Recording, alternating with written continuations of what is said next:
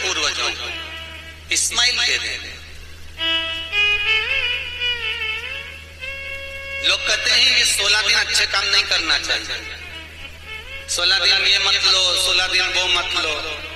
कौन सी पुराण में लिखा है? एक बार मुझे वो पुराण जरूर बताना कि 16 दिन ये सामान मत खरीदना, 16 दिन ये चीज मत लेना। क्योंकि शिव महापुराण में और शास्त्रों में वर्णन आता है कि 16 दिन श्राद्ध के हैं, ये पूर्वजों के हैं।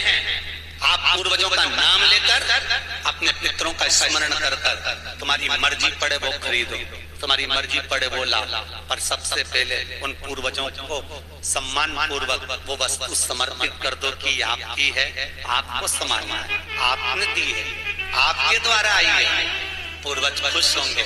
तुम्हें बढ़ता हुआ देखकर तो पितर खुद आशीर्वाद देते हैं। कौन माँ होगी जो अपने बच्चे को बद्दुआ देगी?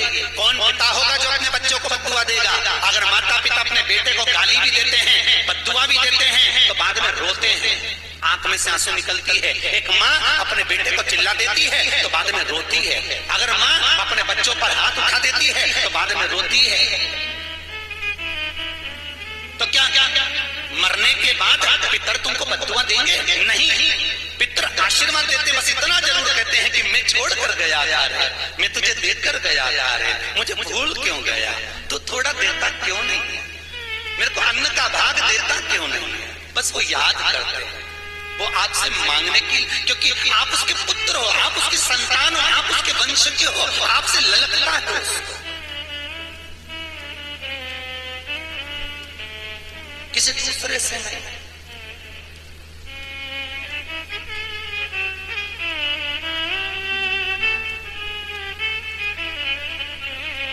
प्रेम दीजिए।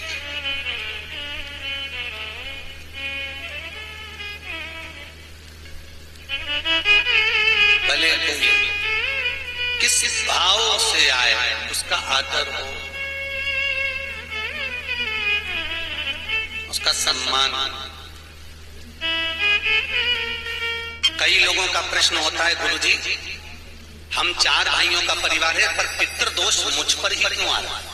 मैं क्यों तकलीफ भोग रहा हूँ? मेरे को क्यों कष्ट आ रहा है? मेरे क्यों पांव दुख रहे हैं? मेरे घर में क्यों ऐसी परेशानी आती है? सबकी सब तो सुखी है। ध्यान रखना, पितरों का जिससे लगाव होता है और जिसको पितरों ने दिया होता है, पूर्वजों ने दिया होता है, भगवान ने दिया होता है, लालसा उसी से होती है। भीख मांगने वाला, भिक्षा मांगने वाला भिखारी भी होता है, भिक्षुक भी होता है। तो गाड़ी देख लेता है कि 4 व्हीलर गाड़ी से आया है तो सेठ जी 10 रुपया देगा। कोई पैदल जाता है तो भिखारी भी सोचता है बेचारा क्या देगा, उसके पास तो खुद नहीं, पाँव में चप्पल नहीं पहना है, फिर भी हाथ फैला देता है कि दे दे तो ठीक है, नहीं तो कोई गाड़ी वाला तो देगा ना मुझको। उसी तरह घर के पूर्वज, घर के जो आहूत होते हैं, घर के जो पितर होते हैं, घर के जो वासुक होते हैं, घर के जो पूर्वज होते हैं, आशा उसी से लगते हैं जो दे सकता है। जिसके पास है ही नहीं उससे क्या असर है?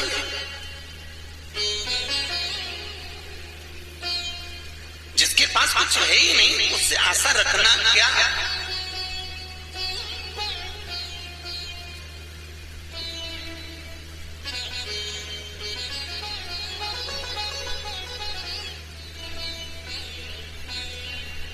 कई लोग कहते हैं गुरुजी हमारे पास देने के लिए कुछ भी नहीं, हम हमारे पूर्वजों को क्या? मत दो ना, इस्माइल तो दे सकते हो। जिस दिन तुम्हारे पूर्वजों का श्राद्ध है, तुम्हारे पास में खिलाने के लिए अन्न नहीं है, तुम्हारे पास देने के लिए दान नहीं है, तुम ब्राह्मण को घर में नहीं बुला सकते, कोरोना महामारी चल रही है, तुम कुछ भी नहीं दे सकते, तुम्हारे पास देने के लिए वस्त्र नहीं, आभूषण नहीं, कुछ भी नहीं, मत दो। निवेदन है बस चेहरे पर प्रसन्नता रखकर, एक निवेदन है कि चेहरे पर प्रसन्नता रखकर उस दिन अपने पूर्वजों को याद जरूर करना और कह देना कि आप ही का दिया हुआ है जो हम खा रहे हैं, हम पर करुणा करना, हमारे पास कुछ भी नहीं है। डब्बे में से गुड़ या शक्कर निकालकर गैस को लाइटर से जलाकर उसकी अग्नि में छोड़ देना, पर 2 दाने शक्कर के छोड़ना जरूर, जिससे वो जीवात्मा दरवाजे पर आकर भूखी ना जाए, उसके मुख में कुछ तो चला जाए और वो जीवात्मा तुम्हें आशीर्वाद दे जाए। तुम्हारे पास कुछ ना हो तो इतना तो दे सकते हो साहब, इस्माइल तो दे सकते हो, प्रसन्नता तो दे सकते हो, मीठी वाणी तो दे सकते हो, अपने पूर्वजों को याद तो कर सकते हो, अपने इष्ट को याद तो कर सकते हो, जिसने दिया है उसका गुणगान तो गा सकते हो।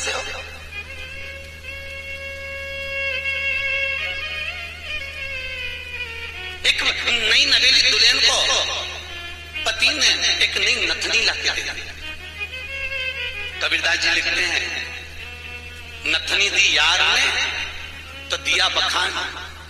यार ने केवल एक नथनी लाकर दी है, पति ने केवल एक नथनी लाकर दी है, सोने की बड़ी सुंदर, सबको दिखा रही है, घूंघटे में उघाड़ उघाड़ कर दिखा रही है, मेरे पति ने दी है। झुमका बार बार दिखा रही है, मेरे पति ने दी है, मेरे पति ने दी है। एक नथनी मात्र 2000, 5000, 10,000, 20,000, 25,000, 50,000, 1 लाख, 2 लाख की नथनी पति देता है तो सारे जगत को दिखा देते हो। वो परमात्मा देता है तो किसको क्यों नहीं बोलते कि उसने दिया है, उस पूर्वजों ने दिया है। वो छोड़ कर गए थे तो हम खा रहे हैं, अगर वो छोड़ कर नहीं जाते तो रोड पर मिल जाते। लोग कहते हैं हमारी माँ ने हमको क्या दिया, हमारे पिता ने हमको क्या दिया, सब उसको देकर चले गए। भले वो किसी को दे जाए पर आशीर्वाद लिए बगैर मत जाने देना। भले वो कितना भी पक्षपात करे, भले वो कितनी भी बेईमानी करे, भले वो कितना भी कपट करे, वो सारी जायदाद खाकर किसी को भी दे दे, पर उन माता पिता का सम्मान जरूर करना, क्योंकि वो मरते मरते आशीर्वाद जरूर दे जाएंगे कि मैंने तुझे कुछ नहीं दिया, ले मैं तुझे आशीर्वाद देता हूँ, और तुम्हें आशीर्वाद मिल गया तो तुम निहाल हो गए। पर चाहिए, आशीर्वाद चाहिए, धन दौलत नहीं। श्राद्ध पक्ष की कथा कहती है, ये श्राद्ध पक्ष का जो वर्णन गरुड़ पुराण में कहा गया कि जीवात्मा सबसे पहले जाती है तो घर पर जाती है, जैसे जट्ठा और मट्ठा की कथा।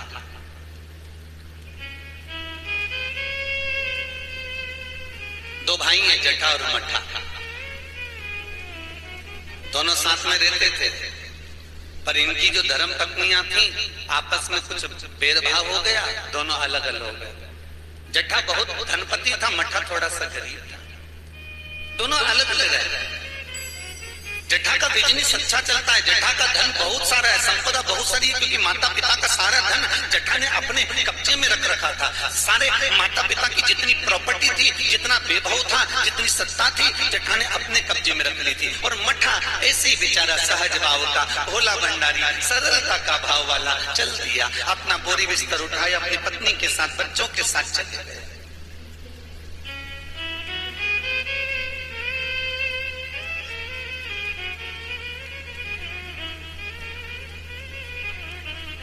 सोलह दिन श्राद्ध किया गया। एक दिन जट्ठा की पत्नी बोली, सुनो, इतना सारा गाड़ी बंगला जमीन जायदाद ढेर सारी है, 200 एकड़ जमीन, 200 बीघा जमीन है, 4 ट्रैक्टर हैं, गाड़ी बंगला ढेर सारा है, खूब वैभव बना हुआ है, पर अपन अपने घर में सेठ बन कर रहते हैं, पर दुनिया को क्या मालूम कि अपने पास कितनी दौलत है, कितनी जायदाद है, अपने परिवार वालों को, रिश्तेदारों को, किसको क्या मालूम कि अपने पास में कितनी सत्ता, अपन कितने राशि ठाट में रहते हैं। तो पति बोला क्या करना है, पत्नी बोली एक काम करो, तुम्हारे जो पिताजी मर गए थे उनका श्राद्ध आ रहा है,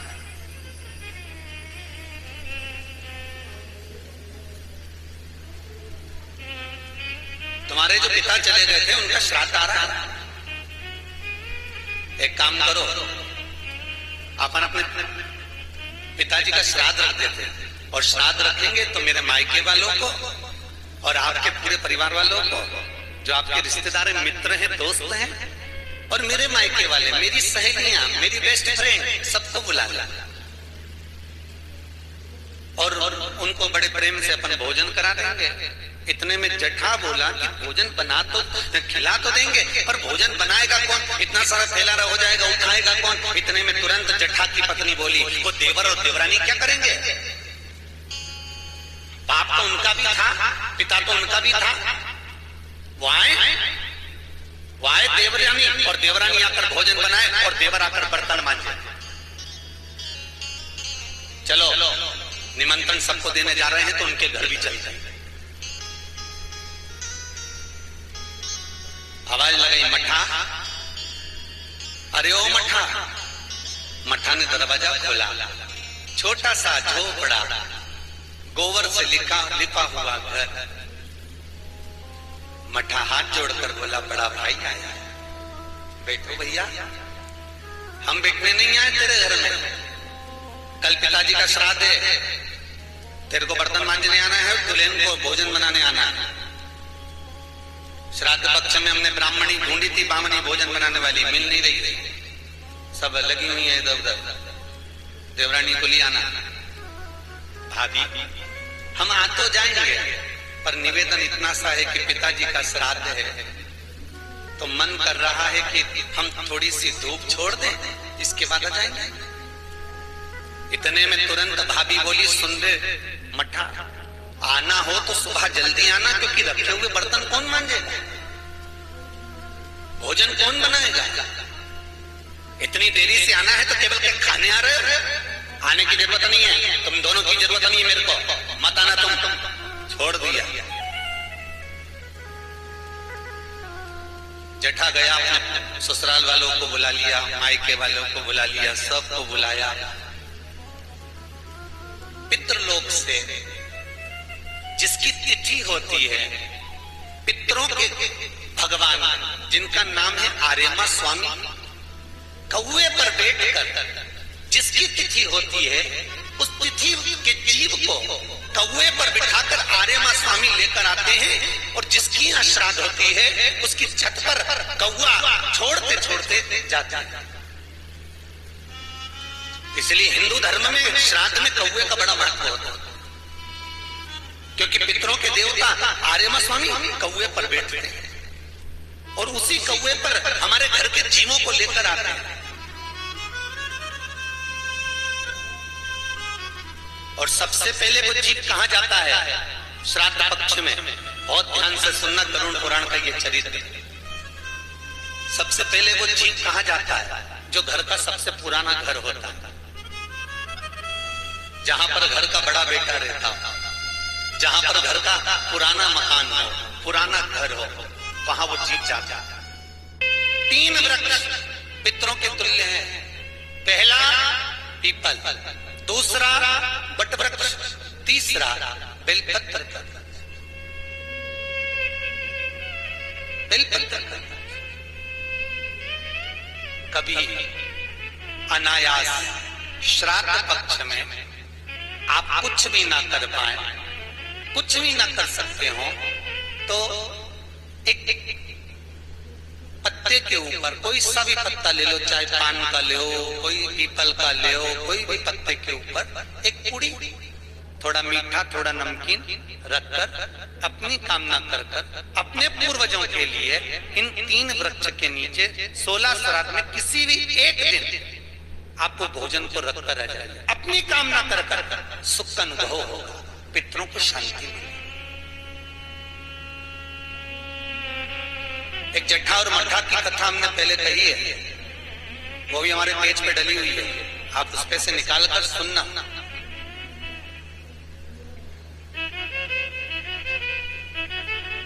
उसमें भी हमने व्याख्यान वर्णन करा जेठा मठा की कथा। 3 वृक्ष पितरों के तुल्य हैं, 3 पक्षी पितरों के तुल्य हैं, कौवा, हंस और गरुड़।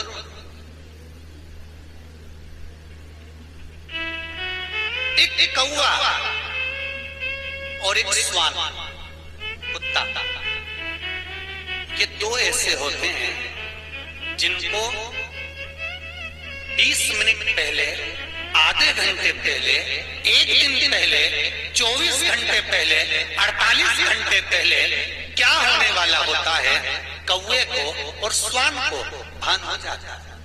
क्यों? क्योंकि ये यमलोक में जहां यमराज निवास करते हैं, श्वान और कौवा उस स्थान का भाग ग्रहण करते हैं और इनको ये ज्ञान पूर्व से यमराज से प्राप्त होता रहता है, पूर्वान होता प्राप्त होता रहता है। एक कौवा एक श्वान, कोई घटना घटने वाली होती है तो कुत्ता रोने लगता है,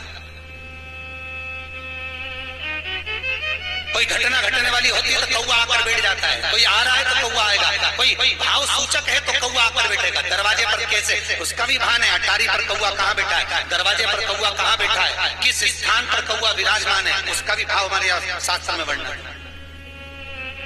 3 पक्षी, 3 वृक्ष पितरों के तुल्य, पक्षियों में कौवा, हंस और गरुड़, ये पितरों के तुल्य, जो अधोगति में मर जाते हैं, जिनको पिंड नहीं मिलता, तर्पण नहीं होता, ब्राह्मण का भोज नहीं मिल पाता, जो मर जाते हैं, जिनका अंतिम संस्कार तक नहीं होता, जिनकी गति बिगड़ जाती है, ऐसे जीव कौवे के अंश में प्रकट होते हैं, जो पूर्ण फल लेकर जाते हैं। पितृलोक में जगह नहीं होती, बैकुंठ में जगह नहीं होती, कहीं अगर जगह नहीं है देवलोक में, तो इनको कौवे के अंश में, गरुड़ के अंश में या हंस के अंश में डाल दिया जाता है। महाराज फिर अगला वर्णन किया, 3 पशु, कुत्ता, गाय और हाथी, ये पितरों के तुल्य होते। शिव महापुराण की कथा कहती है, अगर श्राद्ध पक्ष में गया नहीं जा सकते तो गाय के मुख में, गयासुर ने वर दिया था कि गाय के मुख में अगर कोई गया नहीं आ पाएगा तो गयासुर 16 दिन गाय के मुख में निवास करेगा। और गाय के मुख में श्राद्ध के समय पर अगर कोई रोटी देगा, श्राद्ध के समय पर जो भाग देगा, उसको गया जी में पिंड करने का पुण्य फल प्राप्त होगा। ये गयासुर का वर गौ माता के लिए। तो गाय के मुख में 16 दिन तक गया क्षेत्र का पिंड का भाग प्राप्त होगा। कुत्ता, गाय और हाथी। स्वान को रोटी क्यों देते हैं? क्योंकि स्वान पितरों को अपना भाग प्रदान कर देता है। स्वान भक्ता नहीं है, चुका देता। फिर 3 जलचर है महाराज जो पितरों के तुल्य है, मछली, कछुआ और नाग। पिंड जो बनाया जाता है वो पानी में दिया जाता है। मछली जिसको पाती है वो पितरों को प्राप्त होता है। कछुआ श्रावण के इस 16 श्राद्ध के अंतर्गत कछुआ यदि आपके दिए हुए भाग को पा लेता है तो वो जीव उसी समय पर तर जाता है।